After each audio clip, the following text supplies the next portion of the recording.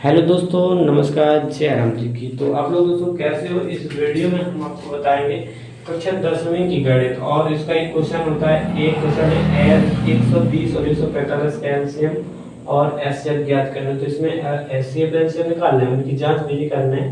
तो एचसीएफ कहलाता है महत्तम समवर्ती और एलसीएम आपको पता ही होगा, सुना ही होगा, भिन्नों में ज्यादा यूज करते हो तो लघुत्तम समवर्ती होता है। ये आपको पहले भी है, 8वीं में पूछे जाते हैं। लघुत्तम समवर्ती पहले और महत्तम समवर्ती 8वीं में बहुत है, तो आपने लगाए होंगे।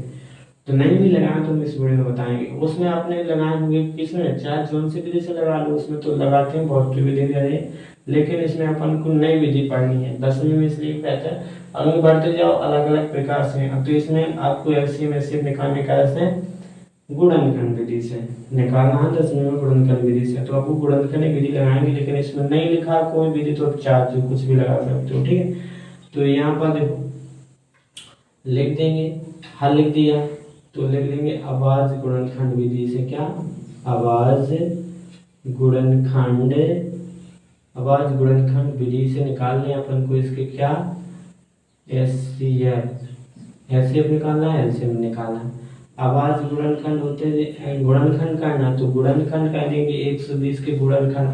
आपको यहाँ पर जैसे पीछे करना हो रफ कारनी तो रफ कारनी कर सकते हो, ठीक है। तो इनके गुणनखंड करोगे, 2 से काटोगे तो 2 6 का मतलब 12, 0 का 0, 60 दूनी 120 होता है। तो आप लोग गुणनखंड तो कर लोगे, तो हम करके दिखा दे रहे हैं। आपका नहीं बनते तो ऐसे काटना है, 2 से काटोगे 15 आ जाएगा, फिर तो 15 तो कटेगा नहीं, 2 से तो 3 से कटेगा, 5 से 15 में 5 से कटेगा, मतलब भाग जाएगा, ठीक है। कितने आ गए 1। इनके कितने हैं गुणनखंड 120 के 2 गुणे 2 गुणे 2, 3 थे या 2 थे, फिर आपका 1 3 था, फिर 5 था, फिर 1 था। कितने 2 गुणे 2 गुणे 2। अब इनका गुणा पूरा आता होगा 120 कर लो, 5 या 15 15 30 60 देंगे 120 हो गया। अब आपके 145 के गुणनखंड और आपको करना है, ठीक है। 145 और यहाँ पर बगल पे ले लो, 145 के गुणनखंड करोगे। 145 किस चीज से कटेगा जी आपको सोचो। 5 2 से कटेगा तो 7 14 3 का 12, 2 बचेगा नहीं जाएगा, 5 दूना 10, 4 5 दूना 10, 2 4 बचेगा, 5 दूना 10, 4 बचेगा, 5 45 और 29 तो किसी चीज से कटेगा ही नहीं, तो 29 से जाएगा, 29 से कम 29 है, तो इसका कितना आएगा 5 गुणे 29 गुणे 1 आ जाएगा, इतना आ जाएगा इससे गुणनखंड। आपको देखो इनकी गुणनखंड में क्या देखना होता है, हाइट कौन फैक्टर। तो इसमें सबसे छोटे कॉमन फैक्टर ढूंढना, मतलब फैक्टर मतलब गुणनखंड। तो यहाँ पर गुणनखंड के रूप में लिखे हैं, तो इसमें आपको सबसे छोटा वाला देखना, गुणा के रूप में लिखा होगा, तो दोनों में कॉमन हो जाएगा।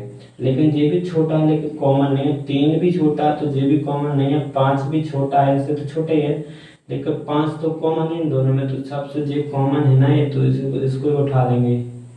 5 दोनों में दिख रहा है कॉमन है, तो ये क्या हो जाएगा आपका एचसीएफ हो जाएगा, एचसीएफ। तो 5 सब में कॉमन, दोनों में कॉमन, 5 इसमें भी 5 इसमें, तो 5 आ जाएगा आपका एचसीएफ।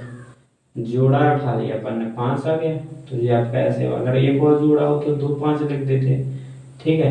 अगर एक ही जोड़ा हो तो उसको एक ही बार लिखना, जैसे आपके 2 बार दोनों में मिल रहा है तो उसको 2 बार नहीं लिख देना इसमें कि 2 बार लिख दो, एक ही बार लिखेंगे।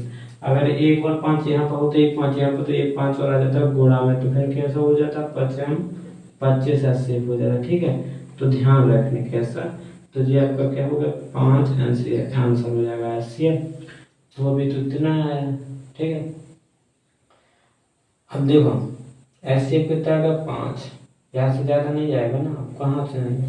अब एलसीएम एलसीएमएस लीस्ट कॉमन फैक्टर, मतलब सब भाव चाहिए, दोनों में हो चार में हो सब हो चाहिए, तो जो कॉमन मिल रहा तो वो एक ही बार होने लीस्ट कॉमन मल्टीप्लाई, तो इसमें सब गुणनखंड है, तो जो 5 था उसको एक बार लिख देना, बाकी सब आपको लिख देना, 2 गुणे 2 और 3 गुणे 29, तो ये सब आपके एलसीएम कहलाएगा, ठीक है।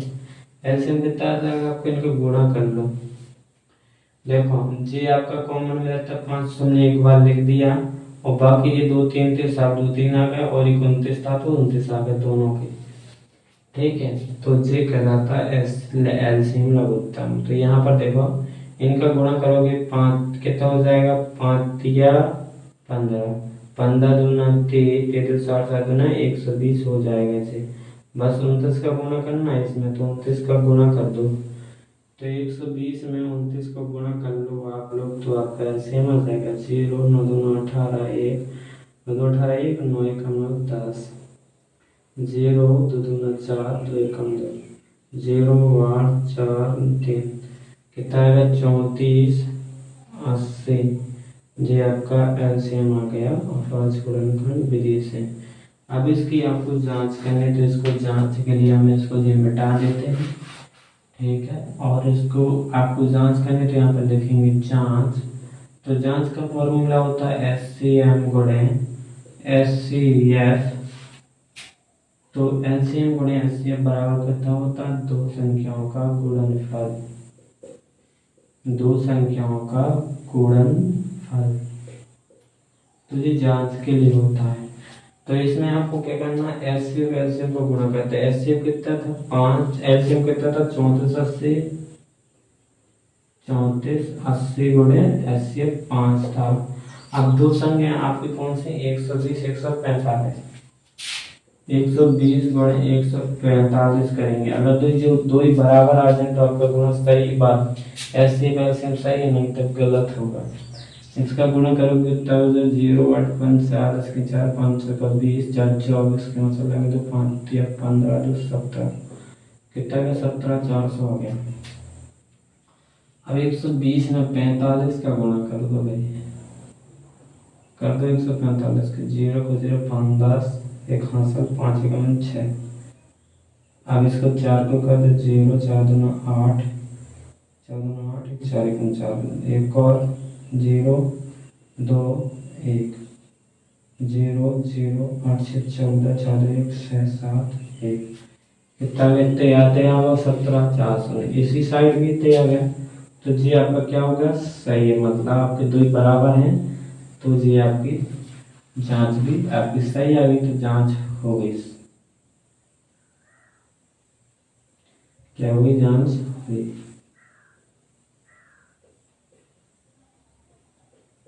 जांच हो गई।